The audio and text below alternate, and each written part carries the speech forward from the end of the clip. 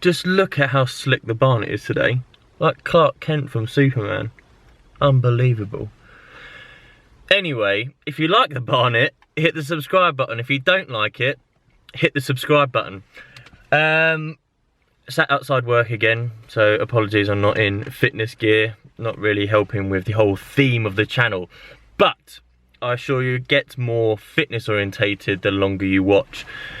I did a back workout yesterday at a gym called One Life. May have heard of the chain, maybe not. And I've recorded it, and I'm just going to share it with you just to give you an idea of how I'm training. Some exercises in there from the cutting guide that hopefully you've all gone and purchased and are getting some shredded results from it. What else did I want to mention about it?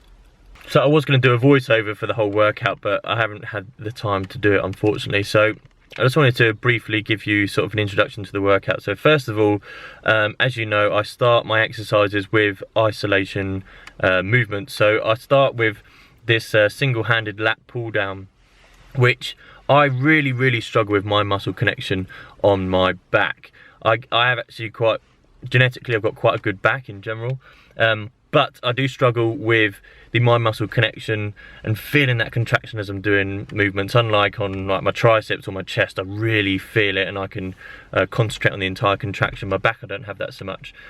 However, when I do this single arm lat pull down, I really can feel it, and therefore it gets me in the right frame of mind, and I can really feel the rest of the movements throughout the workout. So then when I move on to doing heavier compound lifts, I can feel it fatiguing and actually feel it working properly. So I feel like I get a really good pump when I start with that. So that's one thing I want to mention. So if it works for me, maybe it will work for some of you guys. So try starting your back workout with some sort of isolation workout, particularly this single arm lat pull down, and you know, tuck in your body ever so slightly. You'll notice when you go, when I show you the workout, is that as I pull my arm down and backwards for the contraction, I will crunch over ever so slightly, and that just helps with that additional contraction, I guess.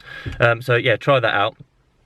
The other thing I wanted to mention with regards to pull workouts and back workouts is variety.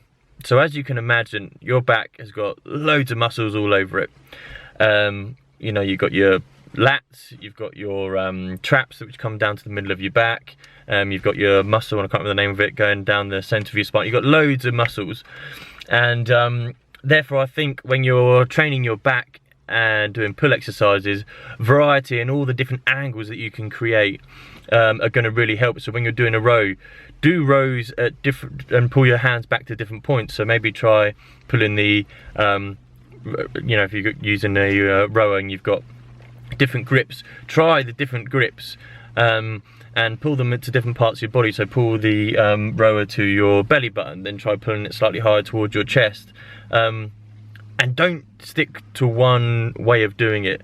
Make sure that you continue to have the variety. You know, maybe stick to one way of doing it for 2 or 3 weeks, then move to something else, or if you really want to, you could change every single time you work out.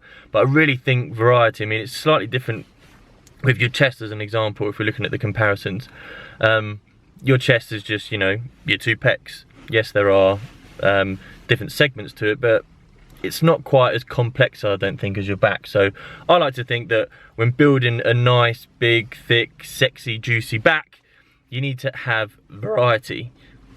Variety. That's enough said, really. It's hopefully going to be a fairly useful workout. Yeah. Subscribe, enjoy the workout.